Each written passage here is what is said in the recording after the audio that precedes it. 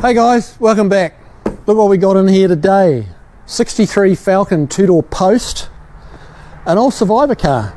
Well, it's a little bit dead, so Survivor may not be quite the right description. But it's a cool old car. It's original paint, got the little baby 13-inch wheels on it. It's been sat for a long time, so it's got no brakes, zero brakes. We were kind of asked to get it running again. And I was thinking, you know, like most of the time these things, you bring them in, you put a new few electronics in it and fuel system, and away you go. Unfortunately, probably that's the little giveaway telltale sign here. The fact that we've got the hood sitting up on the roof tells you that that motor is coming out very shortly. It is seized, like seized. It's not moving even a thousandth of an inch. It is locked solid, which is a bit of a shame. It's just a little 170 cubic inch 6-cylinder with air conditioning, but it's quite a neat old car. If you come back here and kind of look inside, it's got the maybe a dealer optioned AC in there. It's got the bucket seats with a little centre console, which is a little unusual but nice. Relatively rust free. Haven't had it on the rack yet to kind of see underneath, but judging by the top, it's really not bad.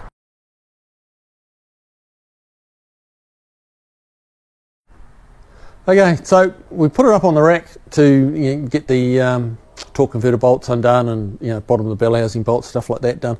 So we'll just quickly whip around underneath and have a quick look while she's in the air. But yeah, it's a little bit of surface rust going on under the back here.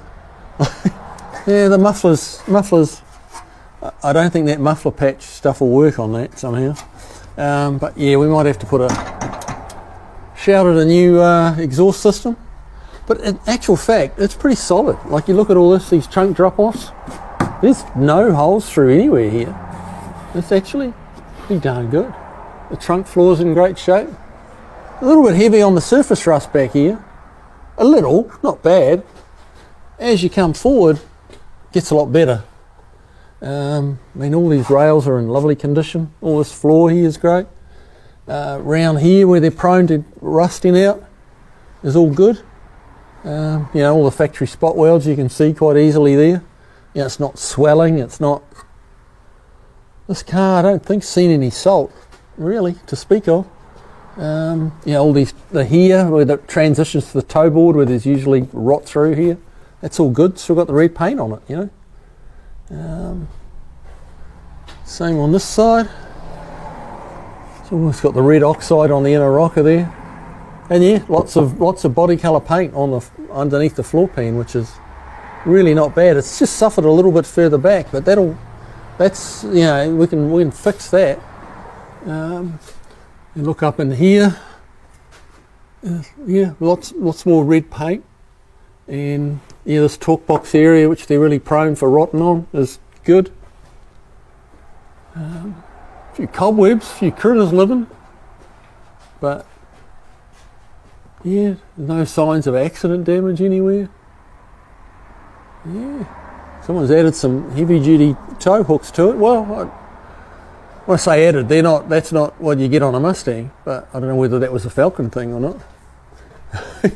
You can see here on the stabiliser bar bushes, the teeth marks in here. Some critter's been eating on these. They've fed a family of 4 at some point. Same with this one, that's seriously chewed up. See the little tooth marks. But yeah, this is the cause of our predicament. This engine is not happy, but yeah, it's a pretty good car underneath. So yeah, me and Dr. Art are going to keep pressing on and try and get this old girl out and save it. I mean, it's really not that bad. No, it's really not. If you could find a Mustang like this, it would be $10,000. Oh yeah. Yeah. Yeah. Oh yeah. Easy with factory floors in it. Yeah. Oh yeah. You just don't find Mustangs with. They've either got rusted floors or they've got new floors. For the most part. Yeah. No, this is pretty good. All right, let's carry on.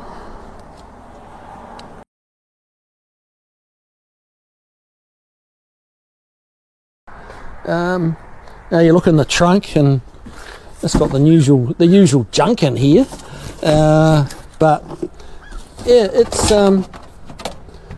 there appears to be quite a bit of red paint in the trunk, which is nice. You know, the only blemish on it really is this quarter panel.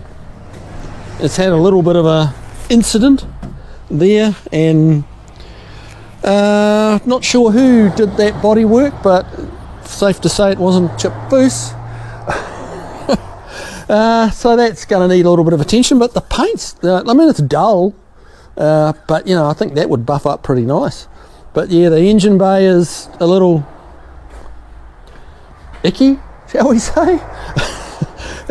Just dirty. It's been sat for a long time. You know, lots of rat poop and various things rained out of the hood when we took that out or off. But yeah, so unfortunately this one's, you know, we've got to take the engine out. You know, we wait 3 months to get it rebuilt, thereabouts, and then put it back together. So this is going to be like part one of the video, and then yeah, hopefully you guys haven't forgotten about its existence when part two comes along, because that'll be putting the engine back in and getting it going. Yeah, but you know, Falcons aren't, you know, like the top of the desirability list, but they are still desirable, you know. So I don't think this is cool. Two-door post makes it, you know, that little bit better than a four-door, and yeah, not a bad old car. You just got to fix that wee problem there. All right, guys. Well, that's all for now. We catch you on the next video. Take it easy.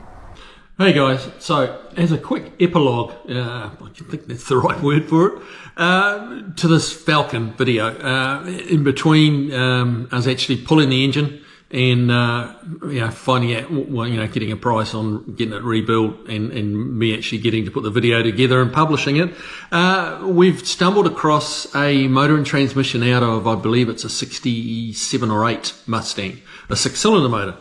We messed around, well, not messed around, we floated the idea of V8 swap in it, and you know, the corresponding costs with that, which are surprisingly high.